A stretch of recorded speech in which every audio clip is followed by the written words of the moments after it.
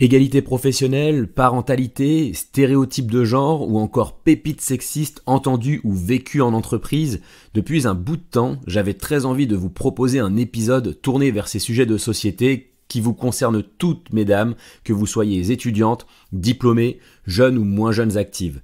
Sujet qui nous concerne aussi évidemment, messieurs, car il en va aussi de notre responsabilité en tant qu'hommes d'appréhender ces thématiques pour savoir agir et réagir quand il le faut. Et pour parler de ce sujet particulièrement engagé, j'ai le plaisir d'accueillir dans cet épisode Julie Landès, entrepreneuse en série, fondatrice de plusieurs entreprises et associations. Mais avant d'accueillir Julie comme il se doit, jingle. 3, 2, 1. Bienvenue sur l'influenceur avec un grand H, le podcast qui t'accompagne dans ta vie professionnelle. À travers chaque épisode, je te livre mes meilleurs conseils pour trouver ta voie et t'épanouir dans ton travail. Je suis Guillaume Couder et je suis très content de te retrouver pour ce nouvel épisode.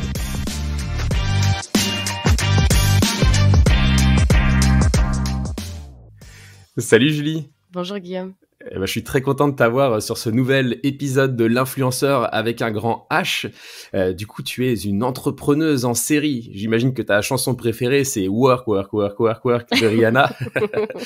Voilà, la blague étant passée. Maintenant, est-ce que tu peux te présenter en quelques mots, nous parler de tes différentes casquettes, puisque je crois que tu en as pas mal. Oui, mais effectivement, donc moi c'est Julie Landès et je suis présidente et cofondatrice d'une association qui s'appelle Nénette & Co qui accompagne les femmes dans leurs projets professionnels quels qu'ils soient, que ce soit en tant que salarié, chef d'entreprise, en recherche d'emploi, voilà, enfin tous les types de profils en tout cas. Et à côté de ça, j'ai effectivement une entreprise qui s'appelle Olympe, qui travaille sur tous les sujets de la marque employeur inclusive. Donc la marque employeur inclusive, c'est comment remettre l'égalité professionnelle, la diversité et l'inclusion au cœur des modèles.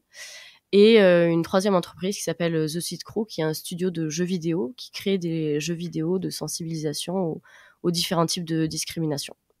Et ça fonctionne ça, du coup, les jeux vidéo pour sensibiliser? C'est vrai qu'on parle un peu de gamification, c'est le sujet un peu tendance.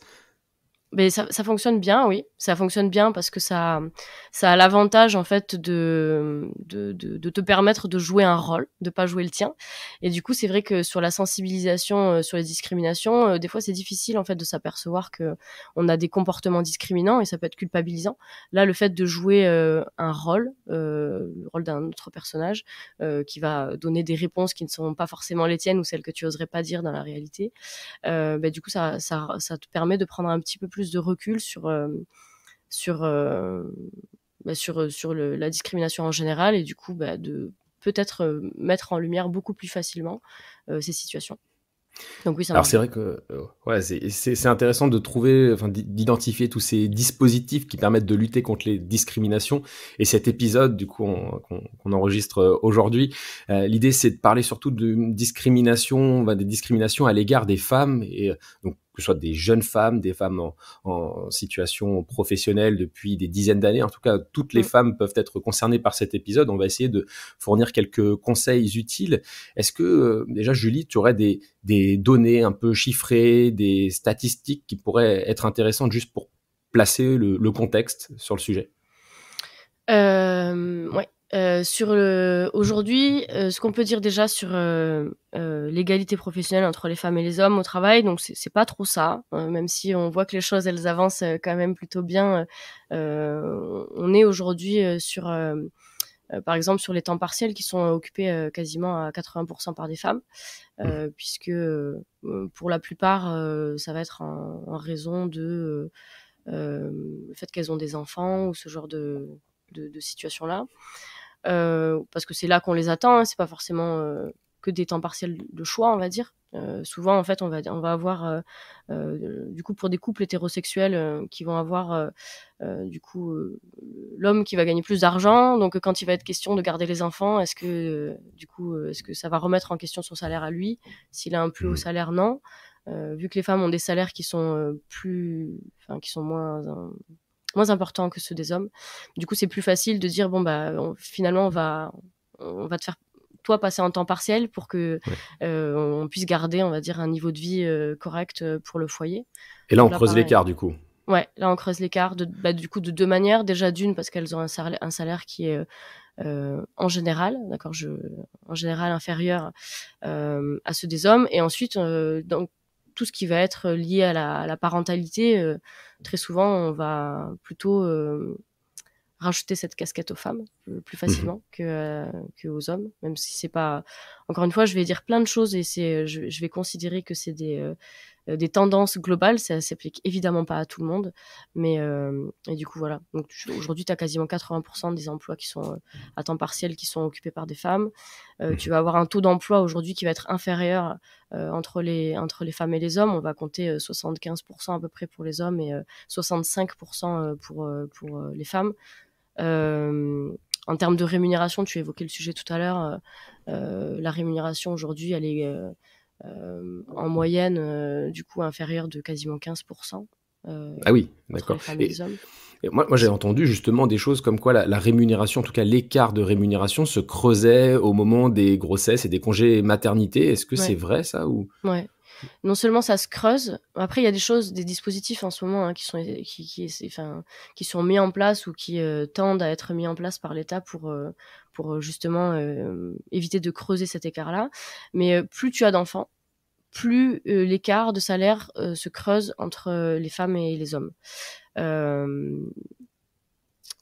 Du coup, c'est compliqué en fait parce que pendant cette période-là, là où tes collègues vont avoir une augmentation de salaire parce qu'ils ont bossé, etc. Bah toi, ça va être plus difficile de le négocier parce que t'as pas été là. Ou moi, je me suis déjà entendu dire. Pour prendre un exemple très concret, quand j'ai eu mon premier enfant. Pour le coup, j'en ai 3. Quand j'ai eu mon premier enfant, en fait, j'ai demandé une augmentation de salaire et on m'a dit oui. Du coup, je lui dis l'augmentation de salaire, elle est quand même par rapport à l'année qui va venir. Et l'année qui va venir, tu vas être absente vu que tu vas être en congé maternité. Du coup, c'est un peu difficile, tu vois, de t'accorder ce congé-là, cette augmentation de salaire, pardon. D'accord. À contrario, quand tu as été absente entre guillemets pendant 4 à 6 mois, enfin peu importe le temps où tu as été absente à cause de ton congé maternité. Tu reviens et on va te dire bah oui, mais une augmentation de salaire sur la base de quoi, tes compétences et tout ça, ce que tu as pu mettre à profit pour la boîte et tout, c'est enfin tu vois, t'as pas été là, donc tu vois, il y a toujours des bonnes raisons en fait de pas augmenter le salaire quand tu as eu un congé maternité. Donc ça se creuse à chaque fois.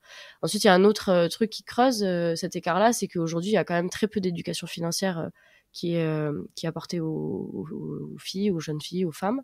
Et du coup, souvent, en fait, à l'embauche, on va retrouver des situations où les hommes vont négocier leur salaire, alors que les femmes vont pas forcément négocier leur salaire à l'embauche. Et ça, c'est pas de leur faute. Je préfère le dire. C'est que du coup, il y a pas l'objectif, c'est pas d'incriminer quelqu'un et de dire voilà, c'est de leur faute parce qu'elles ont pas négocié leur salaire. La faute, en fait, c'est entre guillemets la société où on a positionné des femmes dans des cases où on les attend particulièrement, et du coup comme c'est confortable qu'elles soient dans ces cases-là, on fait pas trop bouger les choses, quoi. Donc pour réduire les inégalités, il faudrait presque inciter en fait les jeunes femmes et les femmes tout court à négocier leur salaire dès l'embauche, quoi. Il faudrait presque que l'employeur incite la du personne coup, je pense que la responsabilité, pour le coup, elle est plutôt portée autour des écoles, où c'est important, en fait, dès l'école, en fait, de travailler sur justement les plans de carrière, de travailler sur la négociation salariale, mais que ce soit à l'embauche ou que ce soit en tant que salarié. Je pense que la responsabilité, elle se pose déjà là, en fait, puisque quand tu arrives sur ton premier entretien, jamais tu te dis en tant que nouvelle recrue, en tout cas moi je le porte en tant que femme sur mon premier salaire, jamais j'aurais osé négocier mon salaire parce que je me suis pas dit que c'était possible. Ouais. Donc justement pour pardon, je te coupe, Julie. Non, Vas-y, continue. Non, mais c'est hyper intéressant ce que tu dis. Alors pour les jeunes femmes justement qui nous écouteraient actuellement et qui ne seraient pas sensibilisées au sein de leur école, quels conseils tu pourrais leur donner pour aborder leur vie professionnelle de manière la plus sereine possible? C'est vrai qu'il doit, à mon avis, des conseils, t'en as plein. Tu peux même faire un petit top 3 ou un petit top 5 si tu préfères.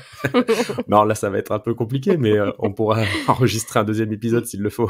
Non, mais le premier conseil que je peux donner, c'est un conseil, on va dire, d'émancipation et d'indépendance financière. Et du coup, c'est de travailler tous ces sujets-là en amont ou pendant, peu importe si on n'a pas fait ça pendant ses études et tout. Mais il y a des super belles structures et des associations, des organisations qui sont en train de se mettre en place, qui forment justement sur la négociation salariale, sur comment demander pas forcément qu'une augmentation, mais comment demander à évoluer en fait au sein de son entreprise, etc. Et voilà, il y a des médias qui sont en train de se lancer. Je peux en parler d'un, par exemple. Il y a Plan Cash Média, par exemple, qui permet justement d'éduquer un peu plus sur ces sujets d'enjeux financiers avec des formations ou des accompagnements spécifiques sur soit la gestion de son budget, soit sa négo salariale, soit son investissement, j'en sais rien, en bourse, en crypto-monnaie, enfin peu importe, mais voilà, qui permet en tout cas d'ouvrir les esprits sur ces sujets-là, sur lesquels en fait on nous attend tellement pas que, enfin, on va pas se mentir, il y a 50 ans de ça, on n'avait pas le droit d'avoir un compte en banque, quoi. Enfin, donc, pourquoi on négocierait nos salaires à l'entrée alors que, enfin, avant c'était, enfin voilà, Ouais, l'argent c'était un sujet d'homme, quoi, en fait. Ouais. Bah oui, clairement. Aujourd'hui, alors ça a toujours été un sujet de tout le monde, mais ça a été considéré comme un sujet d'homme pendant très longtemps. Ouais, complètement. Ok. Alors justement, en préparant notre épisode, tu me parlais de stéréotypes de genre. Alors bon, c'est quelque chose évidemment que j'ai déjà, dont j'ai déjà entendu parler et que j'ai un peu étudié, mais je pense que tu t'y connais quand même beaucoup mieux que moi. Est-ce que tu peux nous donner la définition de ce qu'est un stéréotype de genre et quels sont les stéréotypes de genre les plus répandus en entreprise, dans la vie professionnelle? Un stéréotype, ça va être des attributs qu'on va associer à une catégorie de personnes. Donc des stéréotypes de genre, ça va être tous les attributs sexistes qu'on va pouvoir associer soit à une femme, soit à un homme. Donc effectivement, tu vas avoir des stéréotypes qui vont être liés à des rôles. On entend souvent dire oui, les femmes, elles sont bien dans le social parce qu'elles sont douces, elles sont gentilles, elles sont à l'écoute, etc. Ça, c'est un stéréotype de genre. Puisque du coup il y a des hommes qui peuvent être considérés comme doux, à l'écoute, empathiques, etc. Oui, ce sont pas des y a des femmes qui qualités le sont. féminines. Exactement. Enfin, ce sont pas, Ouais, exactement. C'est pas des qualités justement qu'on peut associer à un genre en particulier, parce qu'en fait, elles peuvent être associées à l'espèce humaine en général, mais pas particulièrement à une femme ou à un homme. C'est vrai que je peux avoir ces qualités-là aussi. Hein. Bah évidemment. En tant qu'homme, merci de me le rappeler, ça me rassure aussi. Mais non, mais un stéréotype de genre aussi, tu vas avoir par exemple la virilité qui est un stéréotype de genre qui est très associé aux hommes, et du coup on va se dire un homme, il faut absolument qu'il ait du leadership, il faut absolument qu'il ait une prise de parole qui soit impeccable, il faut qu'il soit ferme dans ses négociations, il faut que ce soit enfin voilà, il y a tout un tas de stéréotypes de genre qui sont aussi associés aux hommes et qui sont ultra toxiques pour tout le monde en fait, hein. Donc oui, qui peuvent mettre la pression aux hommes aussi. Oui, et puis enfin ce principe d'étiquette là, c'est un peu compliqué quand même. Ouais, aujourd'hui, quand on voit que tout à l'heure on parlait de l'évolution de carrière, les stéréotypes de genre, c'est le frein principal, je pense, à l'évolution de carrière, parce qu'on va décider que sur la base justement d'un stéréotype, qu'une femme va être moins compétente qu'un homme sur un poste. Est-ce qu'on n'a jamais entendu la phrase qui dit oui, les quotas c'est pas bien, faut pas mettre des quotas sur des postes à responsabilité là où on trouve peu de femmes, en disant oui, mais du coup si j'ai un homme et une femme à un entretien, du coup pourquoi je choisirais la femme si elle est moins compétente? Et du coup ma question, c'est pourquoi on considérait qu'elle est moins compétente si elle est reçue en entretien? Ouais. Oui, c'est clair. En fait, c'est-à-dire qu'on part directement dans une posture de, elle pourrait potentiellement être moins compétente. On se justifie déjà du fait qu'on puisse privilégier le choix d'un homme, quoi. En fait, exactement. C'est un peu ce que tu veux dire. Exactement. Ouais. Alors justement, tu parlais de leadership comme étant une qualité considérée comme masculine, à tort, hein, évidemment. Toi, tu es une femme leader puisque tu es multi-entrepreneuse et tu as en plus 3 enfants à la maison. Enfin, Vous avez 3 enfants puisque vous êtes un couple. Voilà, il faut bien considérer ça aussi. Hein. On a 3 enfants, mais voilà, les enfants sont au sein même de la cellule du couple et pas uniquement sous l'égide, on va dire, de la maman. Oui. Comment est-ce que tu gères avec ton conjoint au quotidien, ta vie professionnelle, ta vie privée? Quels conseils tu pourrais donner aux mamans en herbe aussi qui justement entrent dans la vie professionnelle et projettent d'avoir des enfants? Alors là, du coup, il y a une première réponse, c'est une question de choix. Bien choisir son partenaire, son ou sa partenaire d'ailleurs. Moi, j'ai la chance d'être avec quelqu'un en fait qui a pris son rôle de parent à bras le corps et qui par exemple a arrêté de travailler sur la première année de chacun de nos enfants pour s'en occuper. Et du coup, j'ai mon dernier qui a 8 mois, qui est à la maison et qui est gardé par mon conjoint pour me permettre justement à moi de continuer à évoluer professionnellement, à développer mon entreprise, à continuer mes activités associatives, etc. Et du coup, voilà. Donc après c'est un équilibre à trouver. C'est aussi des concessions. C'est une mécanique en fait à réfléchir à deux, pas forcément à réfléchir seul. Souvent on va parler de charge mentale en ce qui concerne les femmes ou charge parentale. C'est toutes les petites pensées qui viennent parasiter parce qu'on a l'enfant qui est malade et qu'il faut penser à prendre le rendez-vous, et du coup c'est souvent des rôles qui incombent à la maman, etc. La charge mentale, par exemple, c'est dans son couple pas... Enfin, encore une fois, je parle des couples hétérosexuels pour le coup, où tu as des personnes, des conjoints qui vont dire « Ah, ça y est, tu vois, je t'ai vachement aidé aujourd'hui, j'ai changé une couche et tout. Cool. » Oui. Le cliché. En fait, quoi. voilà. L'objectif, c'est pas d'aider, c'est de prendre sa part. Et c'est surtout que changer la couche, c'est cool. Mais du coup, est-ce que tu as pensé à faire la liste de courses? Est-ce que tu as pensé à aller faire les courses? Est-ce que tu as pensé à aller acheter du lait parce qu'il y en avait plus pour le petit ou la petite? Enfin, c'est toutes ces questions-là, en fait, qui sont, même si elles peuvent être prises en charge par le papa, par l'autre parent, si toute la partie invisible, elle incombe encore que à la maman, du coup, on est toujours en train de rajouter de la charge, quoi. Et souvent, en fait, on va dire d'ailleurs que on peut retrouver souvent les papas sur des activités qu'on dit visibles. Par exemple, aller chercher les enfants à l'école. Mais par contre, tout ce qui va être invisible, ça va être la gestion des enfants malades à la maison. Comment on fait, quoi? Bon, moi là, par exemple, j'ai 2 de mes enfants qui sont à 42 fièvres. J'ai pris un peu de temps pour le passer avec toi sur cette interview-là. Après l'interview, je vais retourner au charbon pour faire en sorte que du coup, ce soit pas que mon conjoint qui gère les enfants sur une journée compliquée comme ça, tu vois. Ouais, donc c'est un vrai sujet de couple aussi. Alors que justement, en entreprise, ça peut être compliqué d'aborder ces sujets-là. Je ne sais pas s'il existe des séminaires ou des campagnes de sensibilisation dédiées aux papas, justement, sur ces sujets-là, sur la parentalité. Mais des séminaires, je saurais pas te dire. Par contre, il y a un super dispositif qui est en train d'être mis en place et qui est assez chouette, en fait, pour donner des clés aux entreprises, pour accompagner les parents. C'est le Parental Challenge. C'est hyper intéressant. Tu as tout un tas de mesures, en fait, qui peuvent être mises en place assez simplement, justement, pour faire en sorte de considérer le statut de parent aussi en entreprise et pouvoir donner des clés sur comment pouvoir le gérer à la maison et le faire dans on va dire avec plus de sérénité, en fait, parce que dès lors où l'entreprise est engagée sur ces sujets-là, c'est sûr que ça devient plus facile, en fait, d'accepter son rôle de papa, de maman.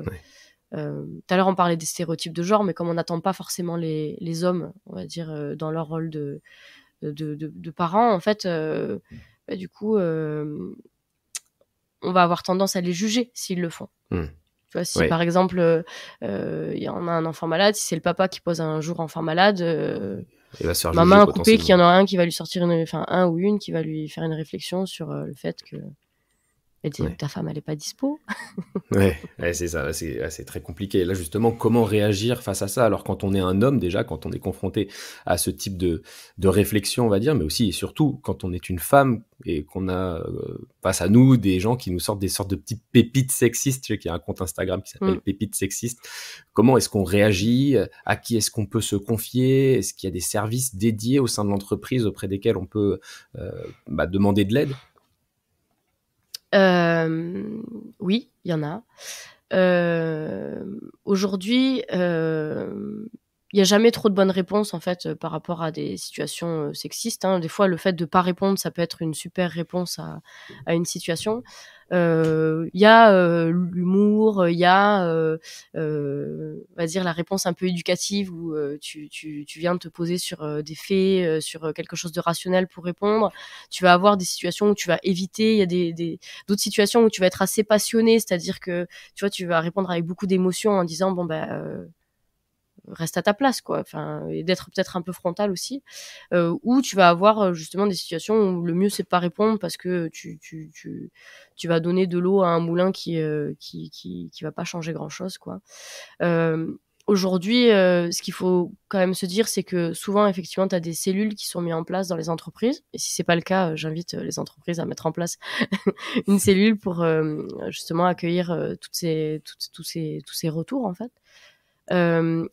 Si jamais une personne, en fait, se sent discriminée, si elle a vécu des situations qui sont discriminantes, qui sont sexistes, etc., il y a quand même le défenseur des droits qui existe et qui est là, en fait, pour accompagner toutes ces situations-là. Donc, ce Et serait ça déjà fonctionne, ça? Je veux dire, est-ce que il y a des résultats ou est-ce que parce qu'on entend souvent à la télé il y a pas mal de choses un peu médiatisées de femmes qui se présentent au commissariat par exemple et qui sont renvoyées chez elles face à un conjoint violent. Ouais. Est-ce qu'en entreprise du coup c'est la même chose, c'est-à-dire que le discours des femmes est inaudible, les gens ne le considèrent pas, ou est-ce qu'au contraire il y a des sanctions qui sont prises? Bah, du coup, le défenseur des droits, c'est quelque chose qui est complètement indépendant. Et du coup, tu peux avoir à échanger en fait avec une personne qui est déjà sensibilisée en fait à accueillir la parole, à déjà être sensibilisée aux différents types de discrimination.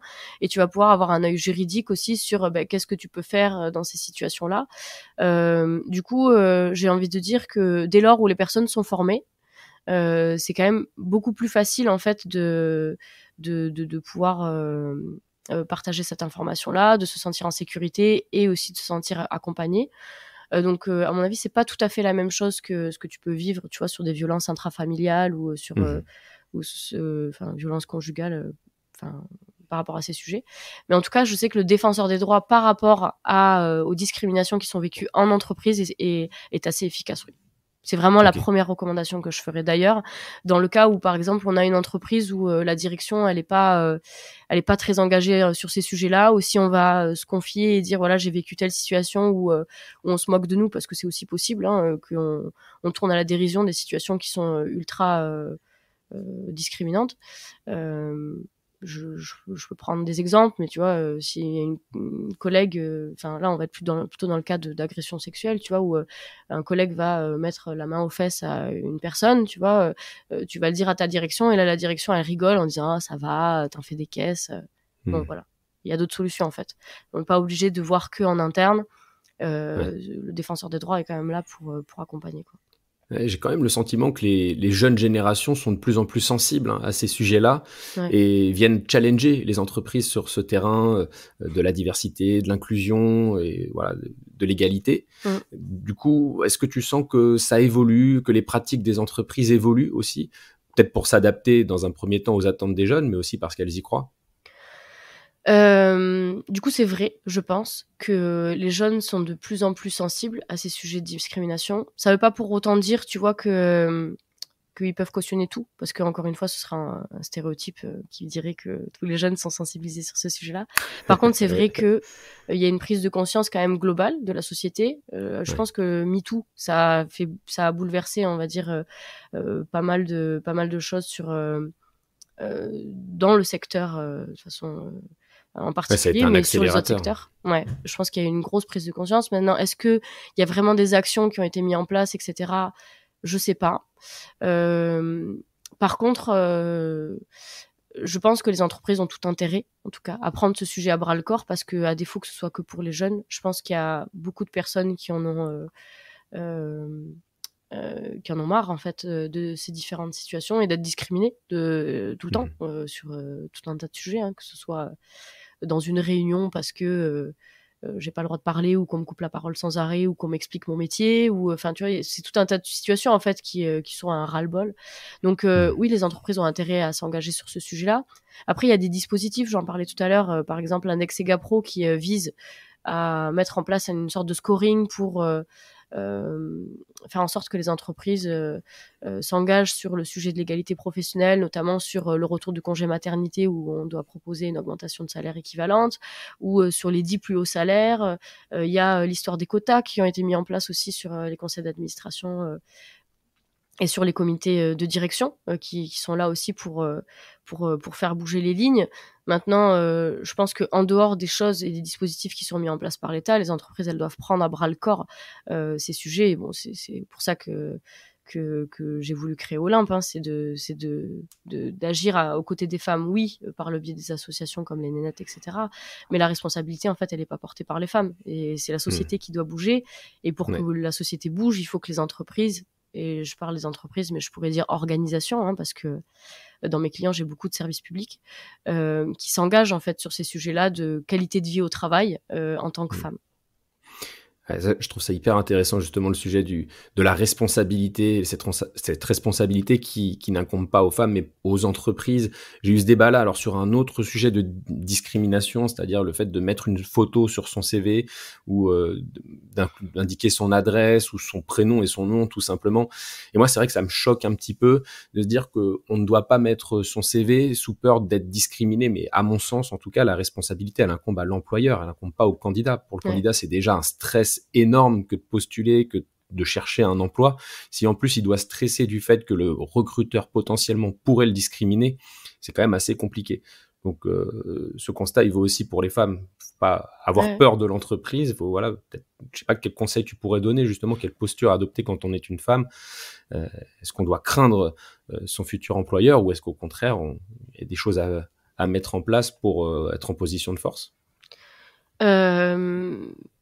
Ouais, je pense que le premier conseil que j'ai à donner, c'est que si la personne est discriminée à l'embauche et que qu'elle vit une situation qui est pas cool sur son entretien, je pense que ça en dit long en fait sur les valeurs de l'entreprise et au final en fait vaut mieux pas aller là. Ouais, ça c'est clair. On n'a pas envie de bosser pour cette boîte. Voilà. Donc en fait au final effectivement ça peut être dur, mais au final je me dis bon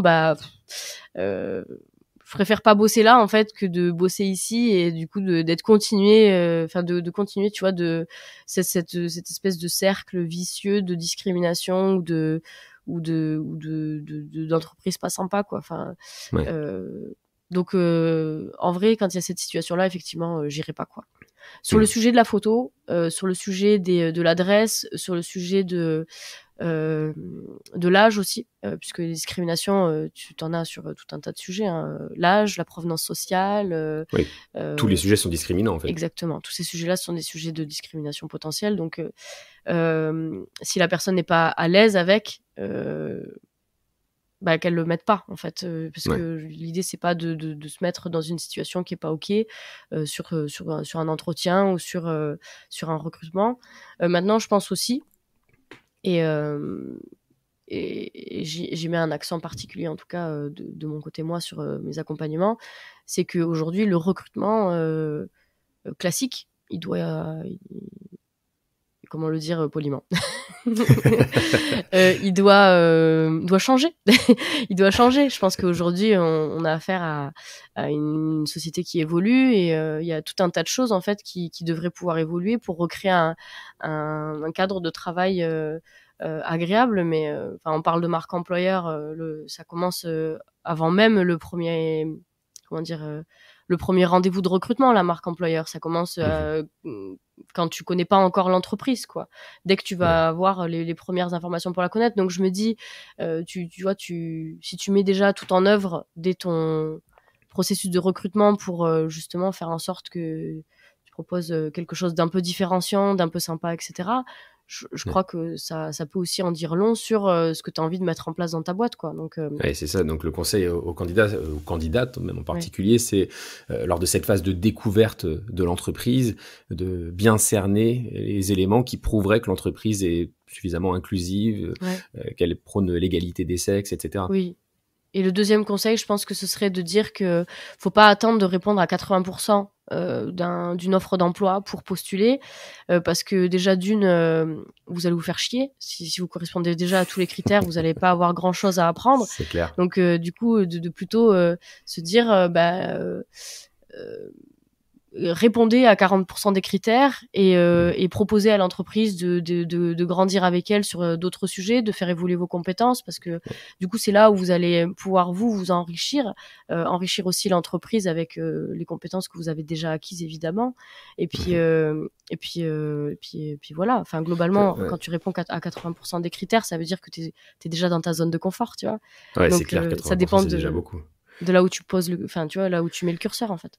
Ouais, ça c'est vrai, c'est ce que, enfin, j'ai reçu justement quelques communiqués là-dessus, et des enquêtes qui montrent qu'en fait les jeunes hommes, je sais pas si on fait la liaison ou pas, mais les jeunes Si. hommes, eux donc vont plus postuler, on va dire, à un poste qui correspond à 60% de leurs compétences, par exemple, alors qu'une femme, elle va justement avoir un niveau d'exigence beaucoup plus élevé. Ouais, Ça, c'est envers quelque chose elle-même. que tu vois au quotidien. Ouais. Ouais.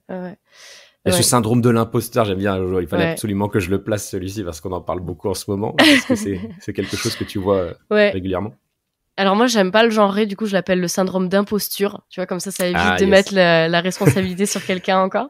Mais syndrome d'imposture, effectivement, il touche quand même beaucoup plus les femmes que les hommes. Là, j'ai pas de chiffre en tête pour te dire quelle est la proportion, et je veux pas faire de généralité en disant que ça touche tout le monde parce que c'est pas le cas. Mais effectivement, on va être sur ce type de proportion-là. Je dirais qu'il y en a que ce seuil-là de 40%, c'est déjà un seuil que les hommes vont avoir plus tendance à suivre pour postuler sur un poste et dire je réponds à 40% des critères, tiens, je suis légitime, j'y vais. Voilà. Mais et en vrai, ils ont raison en fait, parce que c'est ce que je disais, c'est si tu corresponds en fait à 80% des critères, à un moment donné, il y a de fortes chances que soit tu sors pas de ta zone de confort, soit tu finisses par t'embêter, quoi. Et ça, est-ce que c'est pas lié à l'éducation tout court, le fait d'avoir justement une estime de soi, une confiance en soi? Est-ce que c'est pas quelque chose justement qui est du ressort de l'éducation elle-même, ou peut-être les jeunes, enfin les petits garçons sont conditionnés à être powerful, à pouvoir bien maîtriser leur vie, alors que les petites filles, c'est un peu plus compliqué. Je sais pas, je pose juste la question. Vaste question. Tu m'as dit que t'avais pas 3 heures, alors du coup, j'essaie de réfléchir comment... Ah, je t'avoue que ça m'intéresse à fond, donc j'apprends beaucoup là de tout ce que tu me dis, donc j'en profite. Moi, j'ai trois garçons. Du coup, on pouvait pas être féministe et pas avoir 3 garçons, tu vois. C'est un peu le comble. Voilà. Du coup, oui, je pense qu'il y a une grosse partie qui est liée à l'éducation, où on va peut-être un petit peu plus pousser ces garçons que ces filles, où on va dire oh attention, tu vas te faire mal ou machin, ou même dans la manière dont tu les habilles en fait. Le fait que tu mettes des robes aux petites filles, des fois ça peut les les empêcher de faire certains mouvements en fait, tu vois, de vouloir grimper, de vouloir jouer à certains jeux parce qu'elles ont pas envie qu'on voit leurs culottes, etc., tu vois. Enfin, je pense que tout ça en fait c'est le résultat de tout un tas de choses, évidemment de l'éducation, évidemment de la société.